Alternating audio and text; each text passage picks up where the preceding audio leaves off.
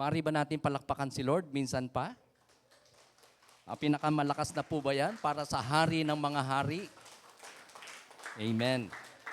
Salamat sa Diyos. Ihanda na po natin ating mga sarili. Ilabas na po natin ating mga manual operating instructions ng Diyos sa ating mga buhay. And that is the Word of God, the Bible. Sa mga walang Biblia, meron po tayo dyan sa bandang likuran. Taas nyo lang po ang inyong kamay. And harinawa, lahat tayo makabasa ng salita ng Diyos. Pangunahan ko po ang pagbasa sa ating teksto for today. In series, tinatalakay natin, Aklat ni Pedro, at sa may ikalawang Pedro na po tayo.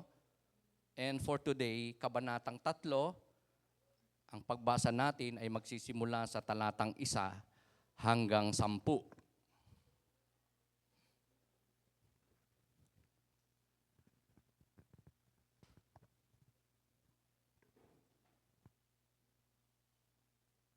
Kung naroon na po kayo, sundan niyo po ako. Ang segment title ng ating pong passage ay Ang Pangakong Pagdating ng Panginoon. Mga minamahal, ito ang ikalawang sulat ko sa inyo. Sa dalawang sulat na ito ay sinikap kong gisingin ang malinis ninyong isipan sa pamamagitan ng pagpapaalala ng ilang mga bagay. Alalahanin ninyo ang mga sinabi noon ng mga banal na propeta at ang utos na ibinigay sa inyo ng Panginoon at tagapagligtas sa pamamagitan ng mga apostol na sinugo sa inyo. Una sa lahat, dapat ninyong malaman na sa mga huling araw ay pagtatawanan kayo ng mga taong namumuhay ayon sa sarili nilang pagnanasa. Sasabihin nila, nangako siyang darating, hindi ba? Nasaan na siya? Namatay na ang ating mga ninuno, ngunit wala pa ring pagbabago buhat ng likhain ang mundong ito. Sinasadya nilang hindi pahalagahan ang katotohanang ang langit at lupa ay nilikha ng Diyos sa pamamagitan ng kanyang salita. Nilikha ang lupa buhat sa tubig at sa pamamagitan ng tubig. Sa pamamagitan ng tubig ng malaking baha, ginunaw ang daigdig ng panahong iyon. Sa pamamagitan din ng salitang iyon ay nanatili ang mga langit at ang lupa upang tupukin sa apoy pagdating ng araw ng paghukom at pagpaparusa sa masasama. Mga minamahal, huwag ninyong kalimutan na sa Panginoon, ang isang araw ay tulad ng 1,000 taon at ang 1,000 taon ay tulad ng isang araw lamang. Ang Panginoon ay hindi nagpapabaya sa kanyang pangako gaya ng inaakala ng ilan. Sa halip, nagbibigay siya ng pagkakataon sa lahat sapagkat hindi niya nais na may mapahamak, kundi ang lahat ay makapagsisi at tumalikod sa kasalanan. Ngunit ang araw ng Panginoon ay darating tulad ng isang magnanakaw. Sa araw na iyon, ang kalangitan ay biglang mawawala kasabay ng isang malakas na ugong. Matutupok ang araw, buwan at mga bituin. Ang mundo at ang lahat ng mga bagay na naririto ay mawawala. Ito ang mapagpalang salita ng ating Panginoon. I-share ko po sa inyo ang isang topic na pinamagatan ko po na God's work, God's word, God's work, and God's will. Ito po ay halaw sa ating pong passage na binasa, salita ng Diyos, na somehow magpapaalala po sa atin that even in the past until now, may mga nangyayari po na hindi lang nakakalimutan na ng tao, kundi minsan madalas ay hindi maunawaan ng tao kung bakit nangyayari. Sa atin lamang bansa ay marami pong mga nangyayari na mga kalamidad, krisis, na isang malaking tanong sa marami kung bakit nangyayari, ba't nagawa, bakit nag-i-exist. Iba-iba ang pananaw, idea, pagkaunawa ng ilan. Ang ilan naman ay walang kakayanan na maunawaan ito, walang opportunity malaman nila ang maraming bagay, ang katotohanan about many things, about what is happening. Ang ilan naman ay sadyang may kakayanan namang umunawa, pero pinipiling maging ignorante, baliwalain ang mga iba't ibang kaganapan around, and nananatili na tila baga parang maging sa salita ng Diyos, sa kapahayagan ng Diyos, sa salita ng Diyos, ay ignorante, walang kaalaman, at walang kakayanang ito ay maunawaan.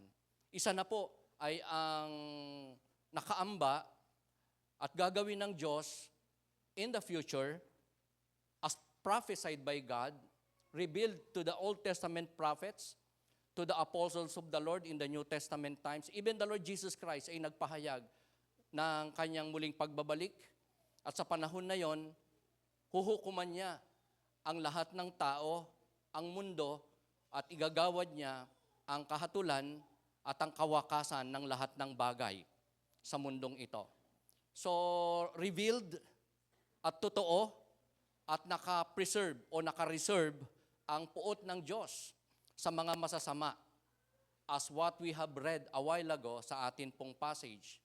And yet, a lot of people ignore those prophecies, those warnings, those revealed Word of God, written in the Scripture, written by prophets, apostles, even the Lord Jesus Christ Himself, itinuro ito, ipinahayag ito. At first and foremost, in our passage, ay nakafocus sa Kanyang muling pagbabalik, sa Kanyang paghatol, at sa Kanyang nakahanda na muling pag-establish, pagbibuild ng isang new heaven and new earth. At yan ay after na ang mundo, ang lahat ng bagay ay mawasak at mapugnaw at mawala sa existence, at mapalitan ito ng bagong mga langit at bagong lupa. So the question that I would like to raise with you today is that what are the three important facts about God's Word, about His work, about God's will?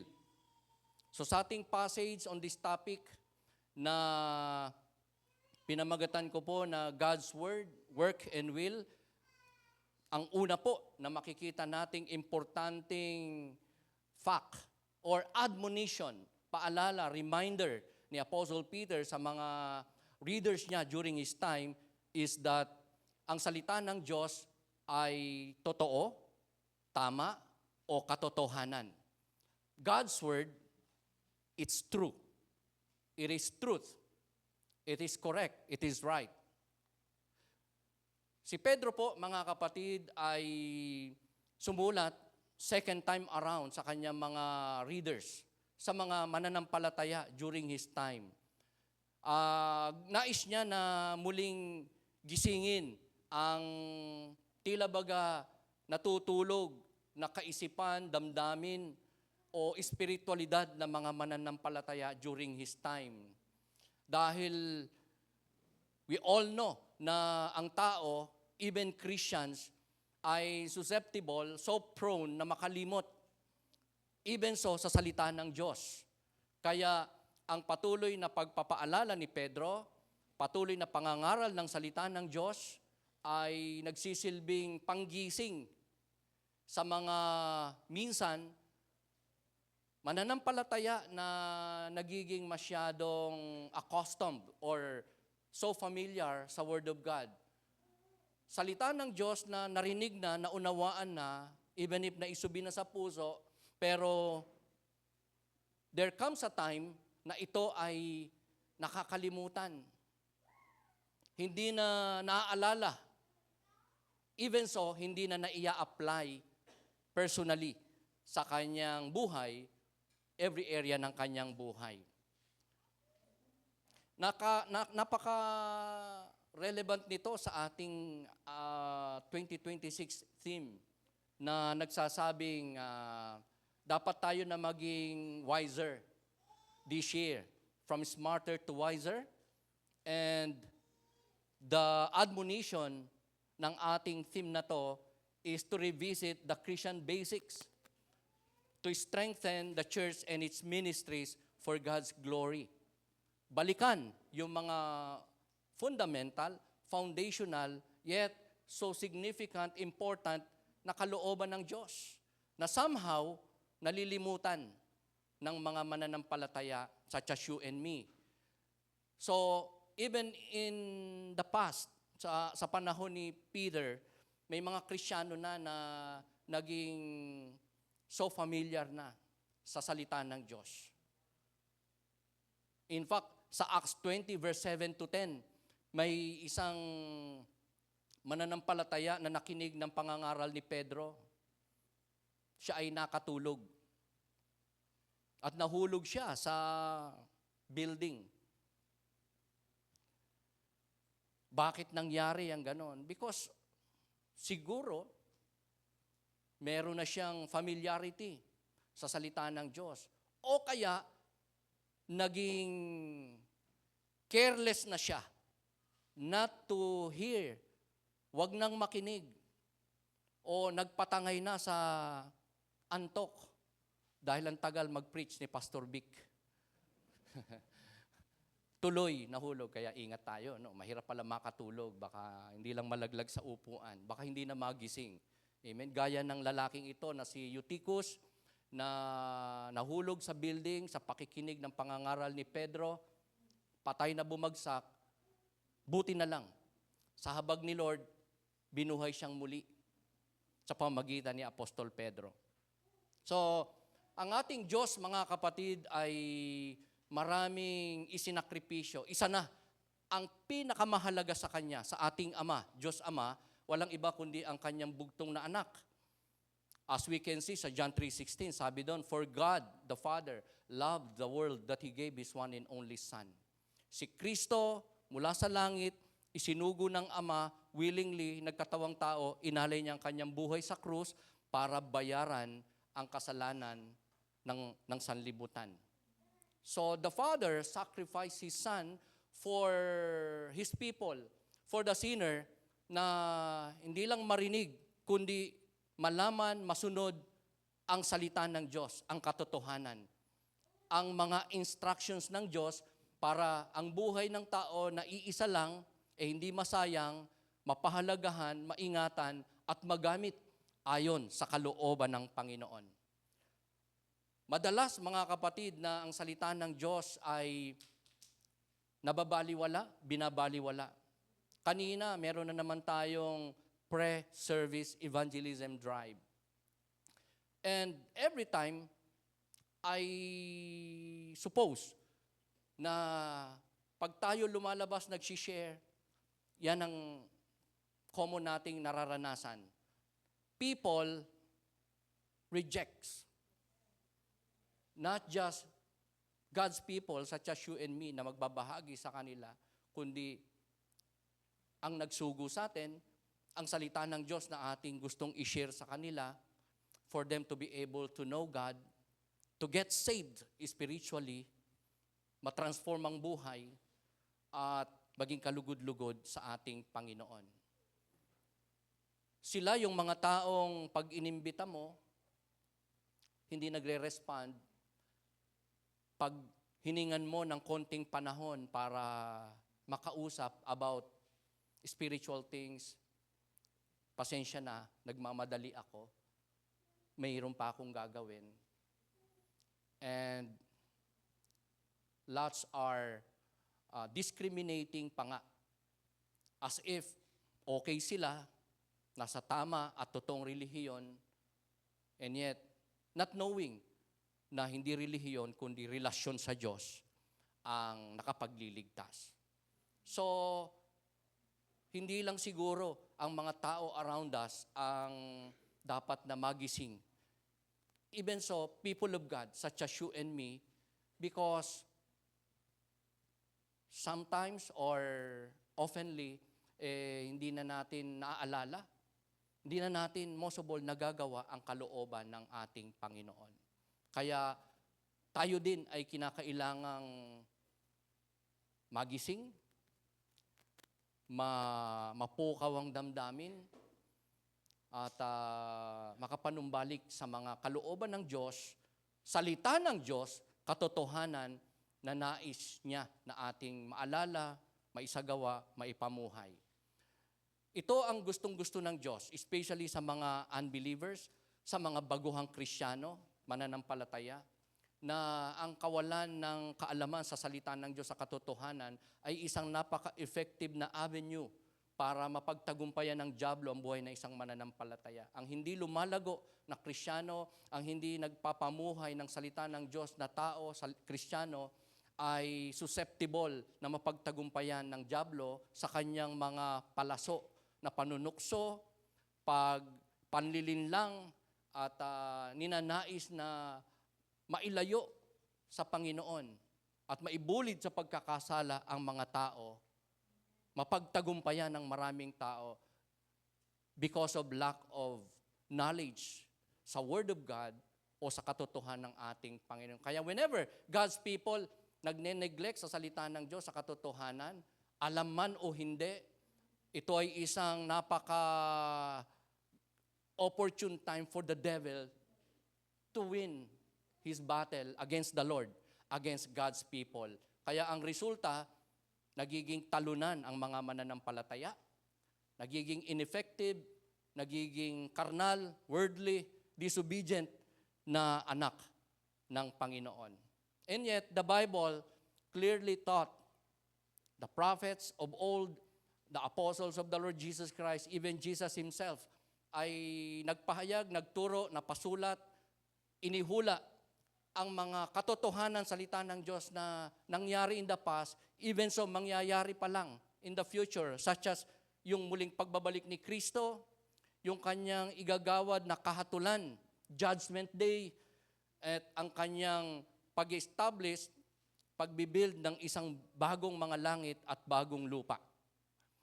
Kaya nga, ito mga kapatid ay napaka-importante na hindi lang ma-remind, maipaalala ni Peter sa kanyang mga readers, kundi sa iyo at sa akin. Sa bawat isa sa atin na ninanais ng Diyos na mailigtas, makilala siya, masampalatayanan, dahil may malaking kinalaman ito sa kanyang muling pagbabalik para kupkupin ang kanyang mga anak, at igawad din naman ang kanyang kahatulan sa mga masasama, sa mga makasalanan na hindi mananampalataya, magbabalik loob, tatalima, maglilingkod sa Kanya. It's so important na sa Kanya muling pababalik ang mga tao, anak ng Diyos, such as you and me, ay handa.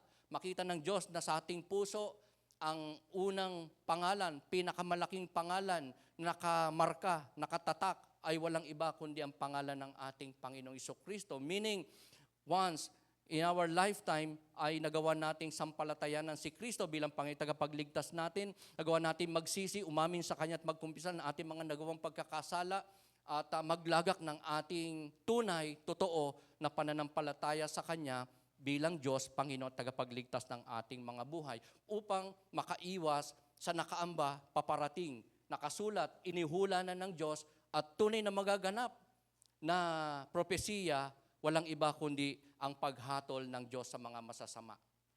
Ang mga mananampalataya na makakaligtas sa kahatulan ng Diyos ay magkakaroon ng karapatan at pribilehiyo na makapasok, manahan, tumahan, magpasawalang hanggan sa bagong langit at lupa na nakatakdang gawin, i-establish, i-build ng Panginoon in the future sa Kanyang muling pagbabalik. Ang salita ng Diyos, mga kapatid, ay nagpapahayag ng maraming katotohanan ito. At ang mga salita ng Diyos ay katotohanan at totoo. Ito ay hindi magkakabula. Salita ng Diyos na patuloy nagliliwanag, hindi lamang sa mundong ito, kundi sa buhay ng mga tao, sa kaisipan ng mga tao, sa puso ng mga tao. Salita ng Diyos na may kapangyarihang magbigay ng enlightenment, ng gabay, ng direksyon, ng kapayapaan, ng talino sa mga taong may pahat na kaisipan, mga taong batbat ng kasalanan, kahirapan, kabigatan ng buhay. Salita ng Diyos ay nagsisilbing kaliwanagan. 2 Peter 1:19, a light that shines in a dark place, ang salita ng Diyos. Even David, as a king, lingkod ng Diyos, mighty man of God, ay nagsabi sa kanyang buhay, palagi niya itong sinasabi, ipinapamuhay, pinangahawakan, pinanindigan, na ang salita ng Diyos ay lampara sa kanyang paa o paanan at liwanag sa kanyang daraanan. Ang salita ng Diyos ay so powerful, liwanag, kalakasan, kaliwanagan sa buhay, daraanan, future ng isang tao. Salita ng Diyos na kailanman ay hindi mawawalan ng kapangyarihan o bisa. Salita ng Diyos na ginamit niya para ang lahat ng bagay ay malikha. Remember sa Genesis, sa creation time, sa pamamagitan lang ng salita, ng word, nalikha, lumitaw, nag-exist ang lahat ng bagay. God just spoke that word. Let there be light. Lumitaw ang lahat ng bagay. So, ang salita ng Diyos, mga kapatid, ay totoo, katotohanan, at napaka-importante sa ating mga buhay. At sana mapaalalahanan tayo ng salita ng Diyos, maalala natin palagi ang salita ng Diyos. Mapahalagahan natin sa ating buhay salita ng Diyos. Another important fact or admonition na binigay ni Apostle Peter sa mga readers niya, sa mga believers, accustomed na sa salita ng Diyos, so familiar na sa salita ng Diyos at nagkaroon na ng pagkalimot sa mga utos, kalooban ng Diyos. Aside from God's word, it is true. Ang salita ng ang work ng Diyos naman ay so consistent. God's work, it is consistent. Ang ginawa ng Diyos, nilikha ng Diyos, ang mga gagawin ng Diyos, God's work, ay consistent. Ang ibig kong sabihin sa consistent, unchanging. Hindi nagbabago, hindi magbabago ang mga ginawa at planong gawin ng Panginoon. Sooner or later. During the time of Apostle Peter, marami po kasi ang dumating na ng mga scoffers. Pakisabi nga po natin, scoffers. Ang ibig sabihin ng scoffers ay, sa Tagalog Bible, ang nakalagay ay manlilibak. Sila yung mga tao na hindi nagpapahalaga ng seryoso, una, sa salita ng Diyos, sa katotohanan. Sila yung mga nanunuya sa mga lingkod ng Diyos na nagpapahayag ng mensahe, katotohanan na nagmumula sa Diyos. In the past, until now. Sa ating panahon, naganap na po yan. Laganap na po ang mga scoffers ngayon. Minsan nga hindi mo sila marirecognize na scoffers kagaya ng mga scoffers in Bible times, in ancient times. Halimbawa, gaya sa panahon ni Noah. May mga scoffers na po nun. Sabi ng Diyos, gugunawin ko ang mundo sa pamagitan ng tubig. Kaya gumawa si Noah ng arka by the instructions of God. People around him, multitudes of people around him, hindi naniniwala. Pinagtatawanan pa nga si Noah na 120 years, more or less 100 years na nangaral. Bago nagawa yung arka, habang ginagawa, nangangaral siya at the same time. Nagpipreach ng kalooban ng Diyos, salita ng Diyos, lalo na yung kahatulan na isasagawa ng Diyos sa buong mundo. Pagpuksa sa lahat ng may buhay, time comes. But the people during that time scoffed at Noah. So it's the same as they rejected the Lord na nagsugo kay Noah para ipangaral ang kanyang salita, katotohanan, at planong judgment sa mundo time comes. Hindi natin ma-recognize sa maraming tao ngayon as scoffers, kagaya nila in the time of Noah.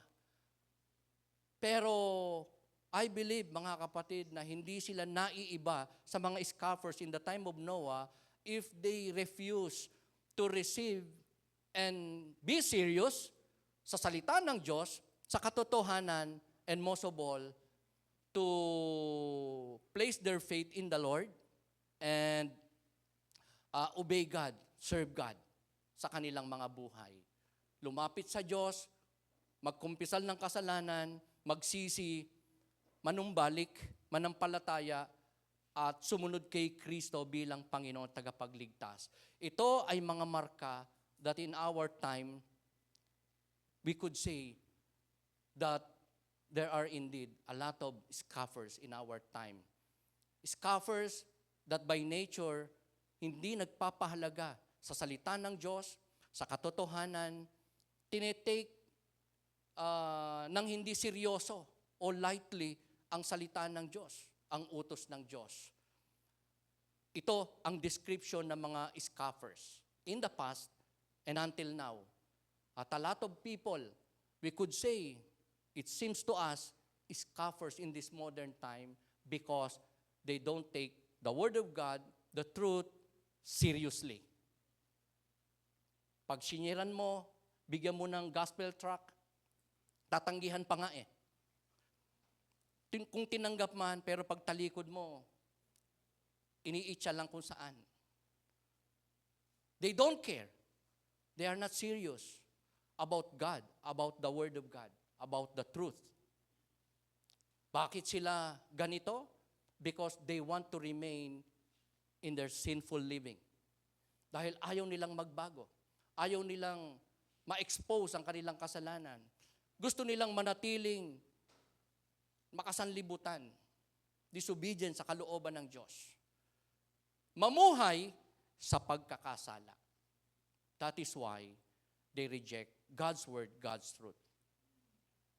Sa creation time, napaka-importante ng salita ng Diyos na kanyang ginamit para mag-exist ang lahat ng bagay.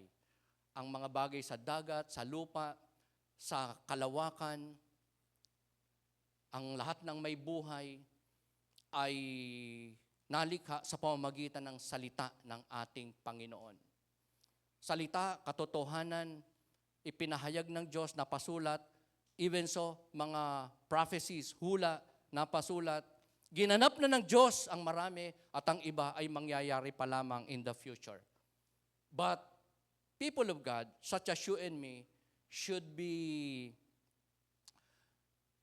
so sincerely na naniniwala sa mga salita ng Diyos katotohanan, manapa sa kanyang mga inihula, ipatiuna na sinabing magaganap in the future.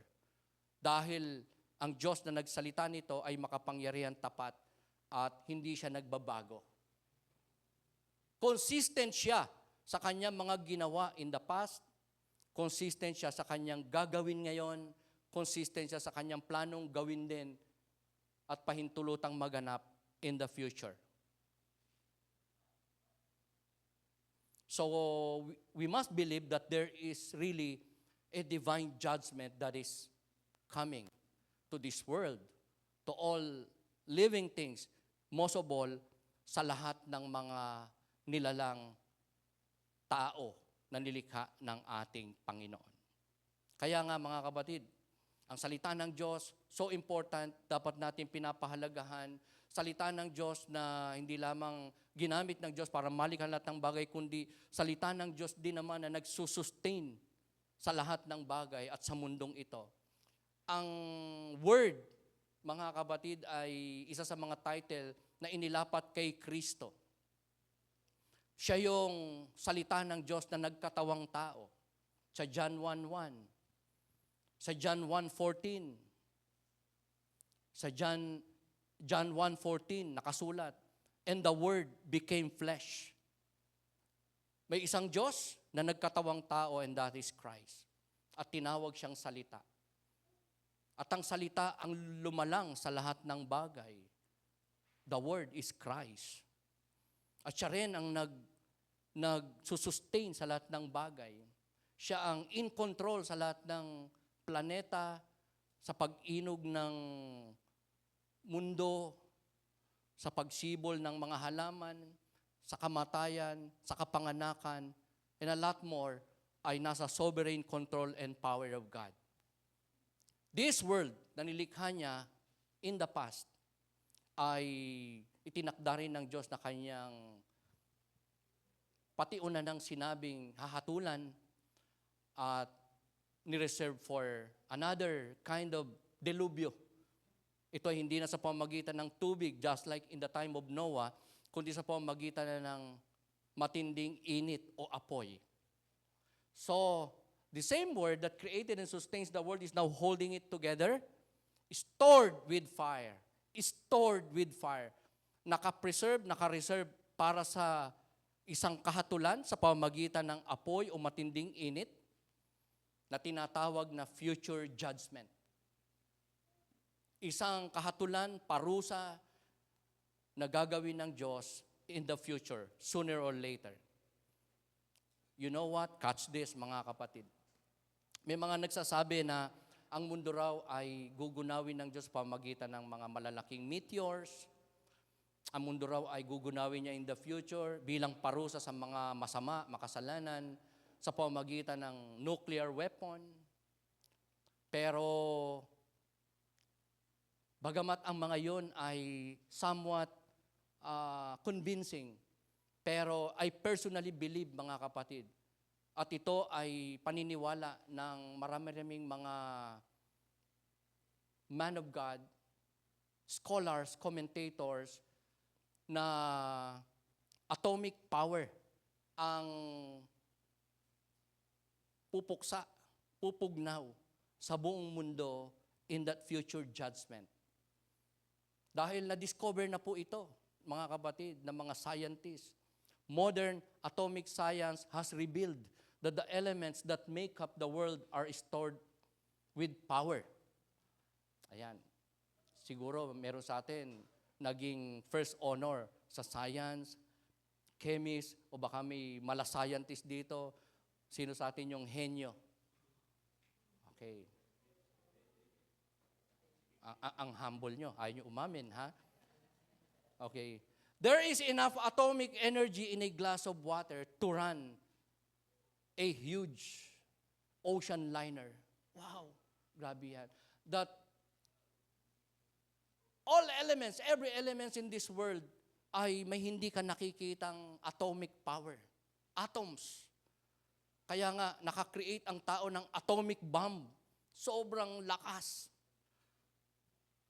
At ang hindi pa lang siguro, ewan ko ha, kung hindi pa na di-discover o wala pang technology na nakikreate para talagang matipon ang lahat ng atomic powers na to para isang araw maganap na yung sinasabi ng Diyos na pagpugnaw sa buong mundo by fire. Stored, preserved, and reserved for fire ang mundong ito. Tubig. How important is water? Water per se, mga kapatid. Gaano yan ka-importante? Bago likhain ng Diyos ang sanlibutan, ang buong mundo ay full of water. Nung wasakin ng Diyos ang mundo sa pamagitan ng tubig, ang katawan natin, ilang porsyento ang tubig? 80% ba? 90%? How relevant, significant ang tubig sa ating katawan. Kaya nga, ang sabi ng mga expert, dapat uminom tayo ng tubig 7 to 8 glasses a day. Ang lahat ng guilty dito, magsabi ng amen. Nakaka-4 ka lang, nakaka-3. Gawin nating 7, 8. Dahil truly, ang tubig ay importante, may power, and in every element that made up this world na tinatahanan natin, ay merong kapangyarihang atomika. I believe, mga kapatid, truly, na baka, I suspect, na imbento na po ang grabing kapangyarihang meron ng tubig dahil once in my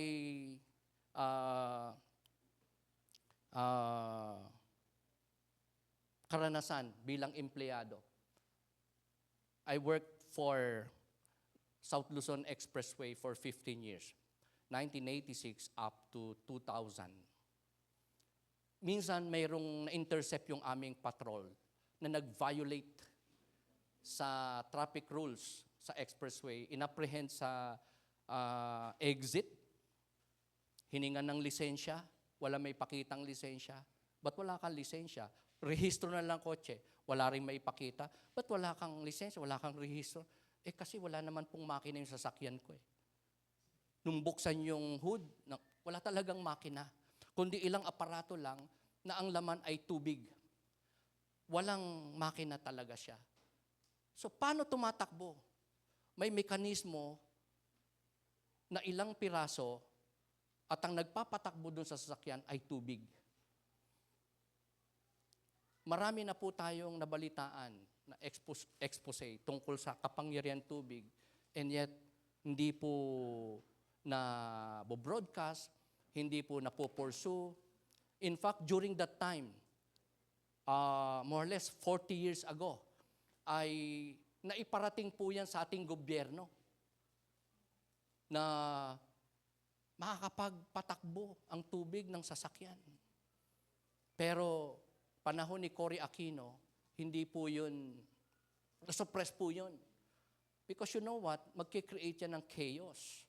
Lahat ng negosyo ibabagsak because of fuel, oil, etc., na nakadepende dyan, magkakaroon Kaya I believe, mga kapatid, laganap na po ang technology na to, pero hindi lang inilalabas. Dahil sa mga consequences maybe, and most of all, sa itinakda ng Diyos in the future na gagawin niya, gagamitin niya na paraan para ang mundo bilang parusa, kahatulan niya, ay maisagawa niya. At sa pamamagitan ito ng atomic power that we could see, proven na na-discover na, which is all around this world. Kaya mga kapatid, ito po ay isang importante na mensahe sa atin, hindi lamang para madagdagan ng ating kaalaman, kundi magising tayo mga kapatid sa katotohanan ng nasa kontrol ng Diyos ang lahat ng bagay. May ginawa siya in the past, may gagawin siya in the future, at siya ang, kumbaga parang when it comes to the judgment na gagawin ng Diyos, sa pagpugnaw niya sa mundong ito, kumbaga nasa kanya yung remote o yung ignition, yung pagpindot, siya ang may hawak niyan. I personally believe na hindi tao ang wawasak sa mundo. Gaya ng sinasabi ng maraming tao na tao rin daw ang unti-unting sumisira sa mundo at tao rin ang wawasak sa mundo. Somehow, parang malapit sa katotohanan. Pero God would never use sinner para sa kanyang kalooban. God said, sa aking muling pagbabalik, igagawad ko ang kaparusahan, ang kahatulan. Hahatulan ko ang mundo, wawasakin ko ang mundo, at magtatayong muli ako ng isang bagong langit at bagong lupa.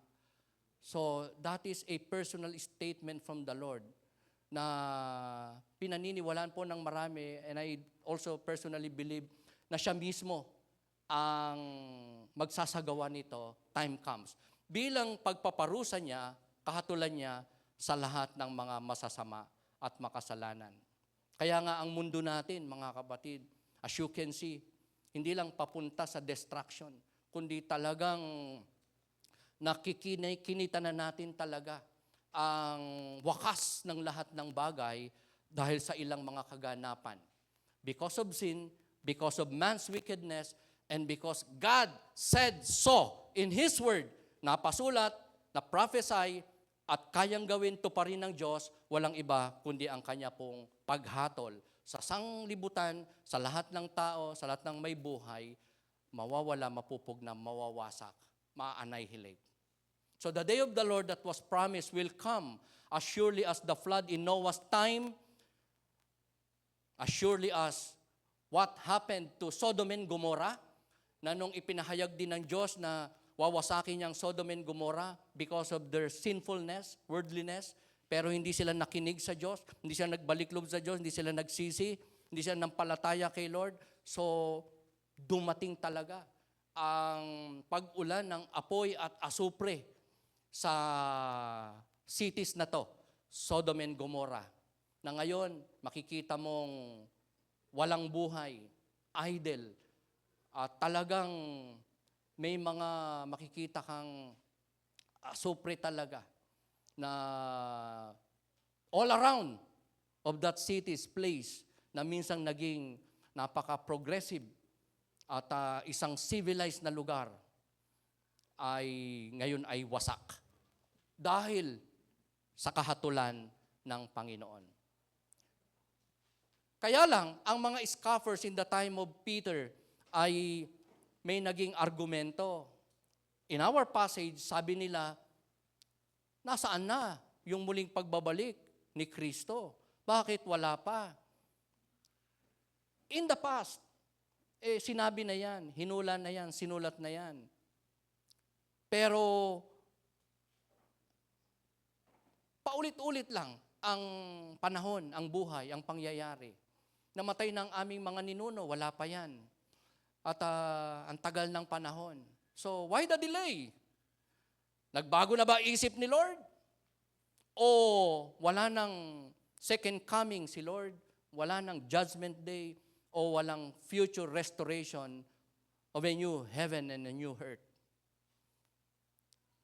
Yan ang kaisipan din ng maraming tao in our time which we consider scoffers in this modern time. Hindi naniniwala na may langit. Ang langit daw ay dito. Hindi naniniwalang may impyerno.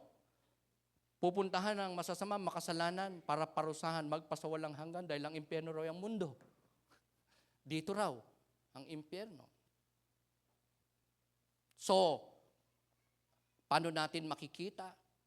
Paano natin malalaman kung paano ni-refute ni Apostle Peter ang ganito pong kapahayagan ng mga manlilibak, scoffers, hindi naniniwala sa salita ng Diyos sa katotohanan in the time of Peter, even in our time? Ito po yung pangatlo na importanteng fact. Admonition ni Peter concerning God's word, God's work, and most of all, God's will, which is merciful by nature. Ang kalooban ng Diyos, ang plano ng Diyos, ang kanyang itinadhana, ang kanyang mga akda at panukala ay may kaakibat na habag, long-suffering, o patience. Sabi ng mga scoffers, why the delay? Ba't wala pa hanggang ngayon si Lord? Wala pa yung judgment day. Wala pa yung katapusan ng mundo by fire. It's because God is merciful. Because of verse 8 to 10, yan ang ating makikita. Sabi doon, sa verse 8, sa Panginoon, ang 1,000 mga taon ay parang isang araw lang. At ang isang araw sa Panginoon ay 1,000 mga taon sa tao. Kaya nga lumalabas sa Diyos, ang mundong ito, mga kapatid, na sobrang tagal na para sa ating mga tao, few days old pa lang. Few days old pa lang. Kaya walang delay. Nobody could accuse God of delay o change of mind. Dahil hindi pa nangyayari yung second coming ni Jesus Christ, yung judgment day, yung pagkapugnaw ng buong mundo, most of all, yung establishment ng isang bagong mga langit at lupa. So the promise is promise. What was written, nakasulat, what is prophesied, magaganap. Dahil Diyos ang nagpanukala nito. So, why the delay? Ba't hindi pa nangyayari? Dahil mahabagin ng Diyos. Siya ay mapagpasensya. Nais pa ng Diyos ng mga makasalanan makapagbalik loob, makapagsisi, maligtas. Hindi masaya ang Diyos na mamatay ang lahat ng tao. Mahal niya ang lahat ng kanyang mga nilikha, especially mankind. Pero, sa totoo lang, hindi lahat ay maliligtas. May mga pinili ang Diyos para maligtas. At sila yung mga ninanais ng Diyos na makapanumbalik, makapanampalataya muna bago siya muling bumalik at magbigay ng kahatulan. Kaya nga, sa ating pong paghayo, sa ating dapat ay marubdob, consistent na pag-share ng gospel, ng Word of God, pag-i-invite, pag-i-encourage, pag-share ng Word of God, ng truth, bagamat hindi natin alam kung sino yung mga elect, kung sino yung mga nais ng Diyos na mailigtas, pero dapat tayong ma-encourage na dapat patuloy tayo na manghimok ng mga tao para makinig sa salita ng Diyos, dumalo sa kanyang gawain, bahagi na natin sila ng salita ng Diyos, katotohanan ng gospel, because we believe out there, mayroong mga nais iligtas. May hinihintay siya na mga taong sa kanya ay sasampalataya bilang Panginoon tagapagligtas upang ang kaluluwa ay maligtas sa impyerno sa kahatulan, time comes, makapasok sa kanyang kaharian, magpasawalang hanggan. That's an opportunity for a lot of people to get saved. If not all, we believe hindi lahat ay maliligtas. Yung lamang mga pinili. Yung magre-respond, magsisisi, magbabalik loob sa Panginoon, magkukumpisal, at tatalima sa kanyang kalooban ang maliligtas. So the fact that God has His elect people is an encouragement to us to share the good news and seek to win others to Christ. Kaya yung pagsisisi at pananampalataya, so important, mailagak hindi sa anuman, kanino man, kundi sa Panginoong Hesus lamang. Yan ang formula ng Diyos para ang tao, ang kanyang kaluluwa, maligtas sa impyerno, sa kahatulang parating, at makapasok sa kaharian ng Diyos, time comes. Isang araw, lahat tayo ay mamamatay. And after that, Book of Hebrews said, man is destined to die once, and after that, judgment. Kaya, this is so important na malaman natin, ma-remind tayo, ma-awaken tayo, ma-arouse tayo sa katotohanan sa salita ng Diyos, sa totoo na ipinahayag ng Diyos, pati una na paraan, formula ng kanyang pagliligtas, and that is by the Lord Jesus Christ. Because Jesus Himself said, nung siya'y narito sa lupa, in John 14:6, He said, I am the way, the truth, and the life. No one can come to the Father, can enter the kingdom of God except through me. Jesus said. John 1:12 said, yet to all who receive Him, to all who believe in His name, He gave them the right to become children of God. Yung napakasamang kriminal na napakong katabi ni Kristo, sabi niya kay Christ, alalahanin mo naman ako pagdating mo sa iyong kaharian. Jesus said, outright, sinagot niya ang kriminal na yon na may request. Sabi niya, ngayon din, ipagsasama kita sa paraiso. So, isang malinaw na katotohanan, ipinasulat ng Diyos na ang daan ng kaligtasan ay sa pamamagitan ng pananampalataya kay Jesus Christ bilang Panginoon tagapagligtas. Pagsisisi sa kasalanan, pag-amin, panunumbalik sa Diyos, at pagtalima sa kanyang kalooban. Because sa mundong ito, mga kapatid, lahat ay mawawala. Isa lang ang mananatili, salita ng Diyos at ang Diyos.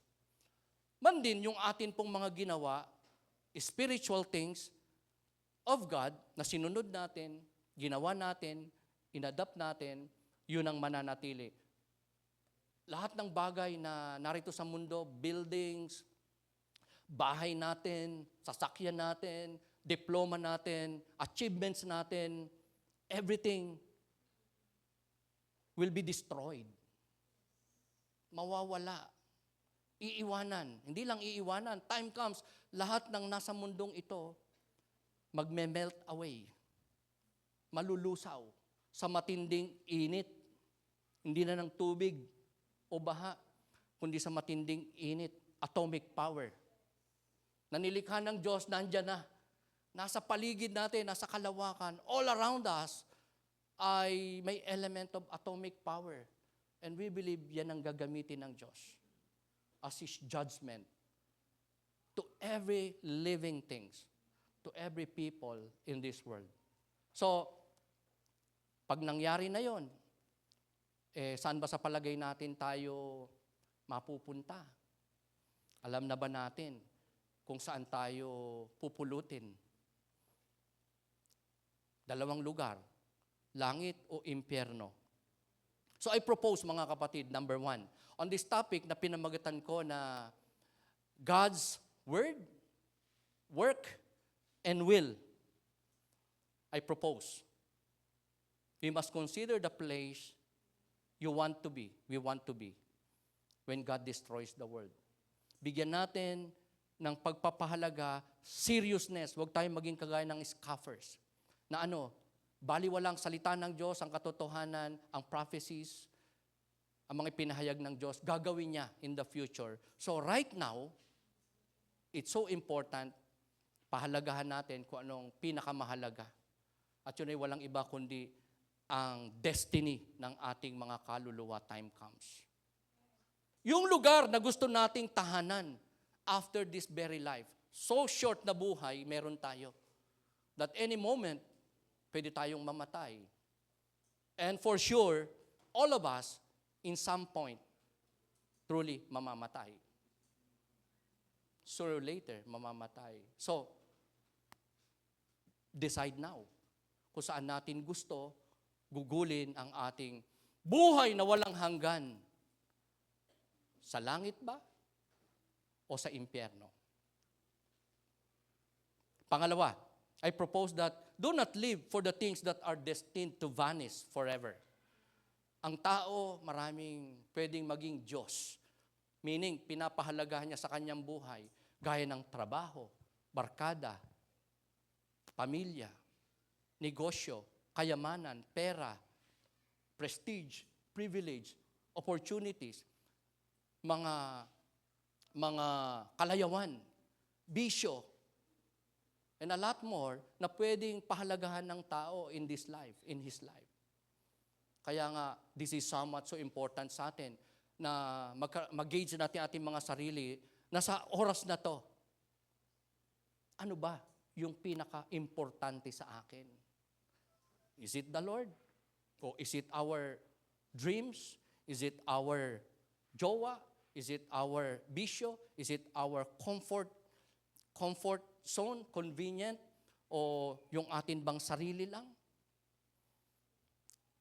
Anything na papahalagahan natin over and above God, temporal, mawawala, mapupugnaw, mawawasak. Pero ang Diyos, ang kalooban ng Diyos na ating papahalagahan, mananatili magpakailan-kailan paman.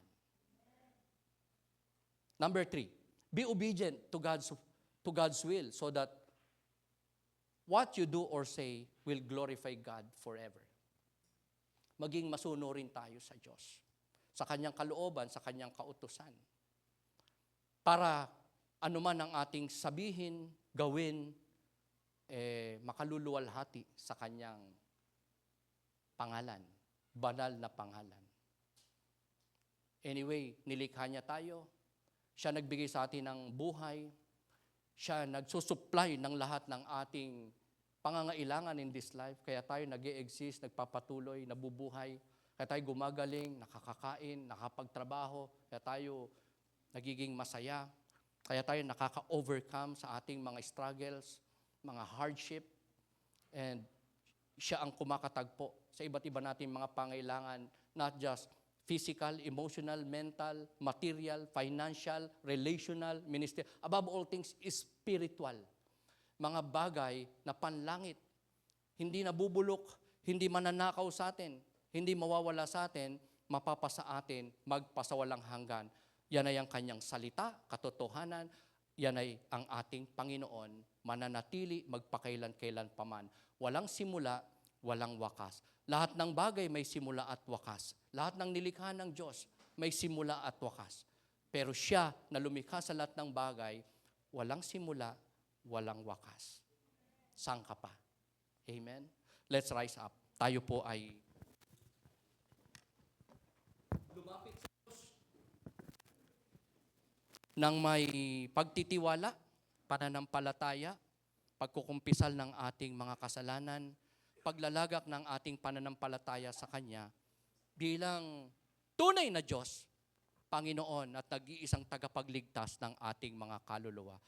I request that we bow our heads and kung nais mo, right there where you are, na masigurong pagtapos ng buhay mo sa mundong ito, may guguguling kang buhay na walang hanggan after this life, here on earth, sa bosom ng Diyos, buksan mo ang puso mo sa Panginoon. Imbitahan mo siya pumasok sa iyong puso. Pagharian ka niya. Aminin mo sa Kanya, ikaw ay makasalanan. Pagbalik loob ka sa Kanya that from now on, kilalanin mo siya as your God, Creator, Savior, the only Redeemer, Deliverer ng iyong kaluluwa sa impyerno.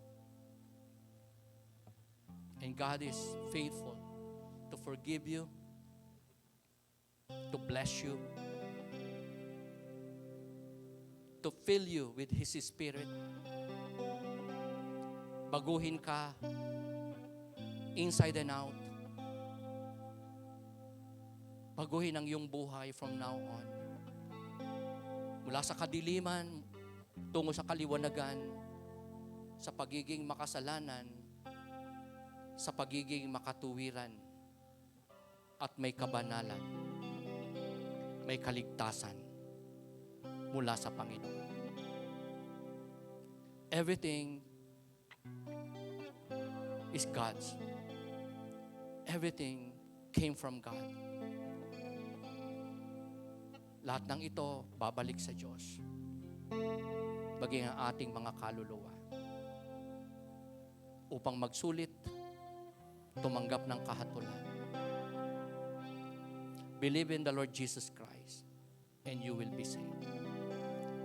This is His admonition, invitation for you, my brother, my sister, to come to Him personally, by heart, by faith. And heaven will be yours. Let me pray. Let me pray for you. Kung nananampalataya ka kay Kristo, kung meron kang hinihiling sa Kanya right now, kung nais mo kaligtasan ng iyong kaluluwa, taas mo lang ang kanang kamay mo right there where you are. That is enough for God na makita, kinikilala mo siya, nanampalataya ka, nais mong maligtas, nais mong mapatawad, nais mong mabago, nais mong magkaroon ng bagong buhay, kasiyasiyang buhay in this life. Especially sa Kanya muling pagbabalik, sa pagharap mo sa Kanya. Hindi sumpa at kahatulan, kundi pagpapala, kaligtasan, kalakasan, katagumpayan, at walang hanggang kaluwalhatian ang ating matanggap, maranasan sa piling ng ating Diyos magpasawalang hanggan. Salamat sa mga nagtaas ng kamay.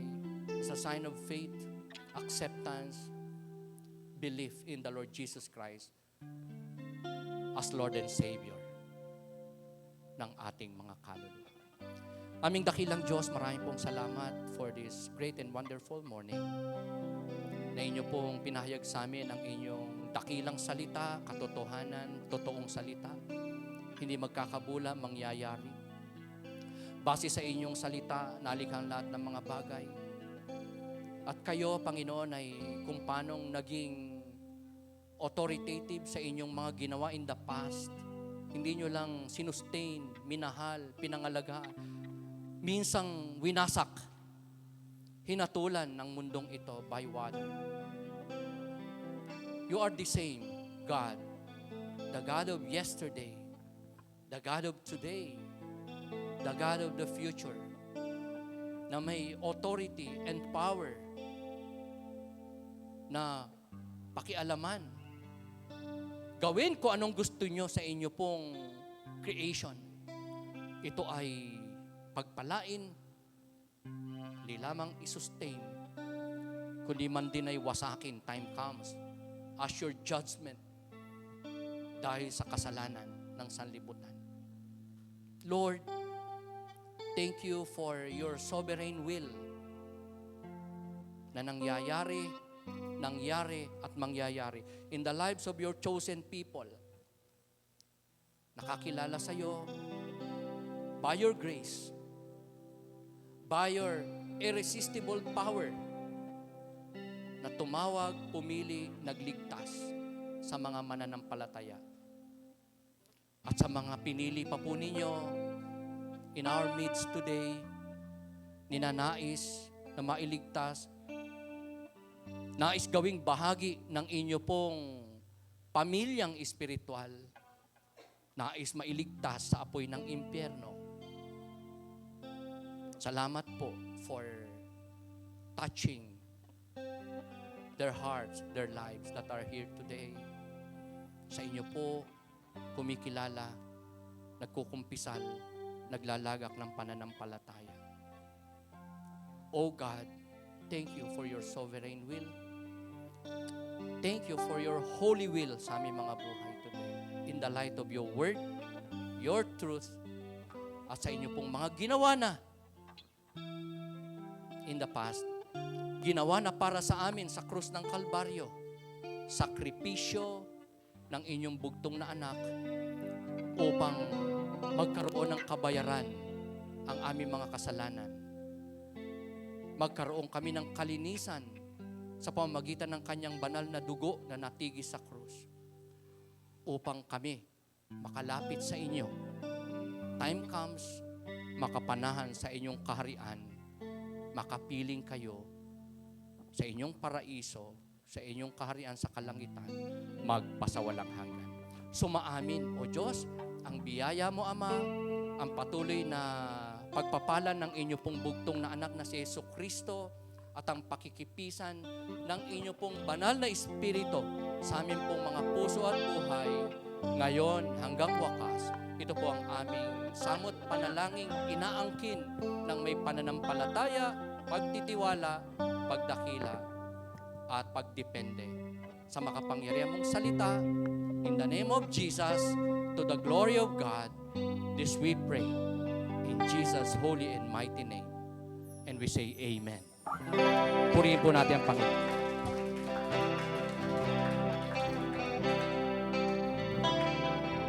Let's sing this song for the Lord. Our Lord is so great. Amen.